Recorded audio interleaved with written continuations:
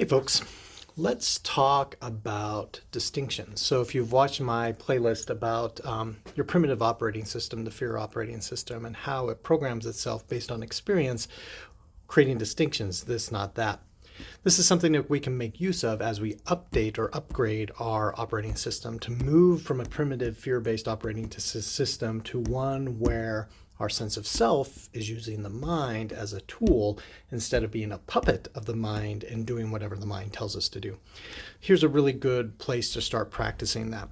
So there is a difference between willingness on one hand and willpower on the other hand. Most people think of willpower. So if we talk about changes in health, I want to exercise more, or I want to eat better. And we decide we're going to bring all of our willpower to that. The problem with willpower is that willpower is a finite resource. You can only white knuckle it for so long, and eventually it's going to break down. And then you'll blame yourself, and then you'll beat yourself up, and then you'll tell yourself you're a terrible, rotten, no good person, and none of that is going to be helpful. So in recovery, we make the distinction between willingness and willpower. If you're trying to white knuckle your recovery, you're not going to make it. However, you can make it if you surrender yourself to a program. Think about the 12-step program, but you surrender your own wants, your own desires to what the program says is going to be helpful, right? And so we can use the same sort of thing. Instead of using willpower, letting my wants drive what I do. So if I feel like eating, craving, or whatever, I go and do that because my wants told me to do that. I wanted to have the cookies. I wanted to have the ice cream. That's where willpower breaks down.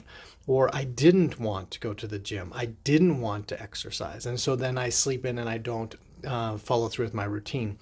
Willingness is being willing to surrender your wants to a routine, to a schedule, regardless of how you feel about it, right?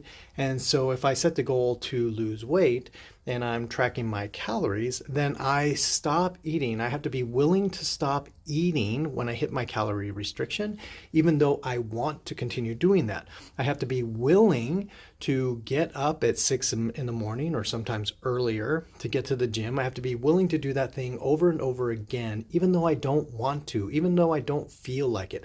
I surrender my wants to the routine and to the schedule. That is willingness. Willingness is about absorbing, allowing the discomfort to be there and not letting the discomfort call the shots, but rather letting your identified value or virtue be the one that drives the schedule or confirms with the schedule, complies with the schedule instead of just what your wants want.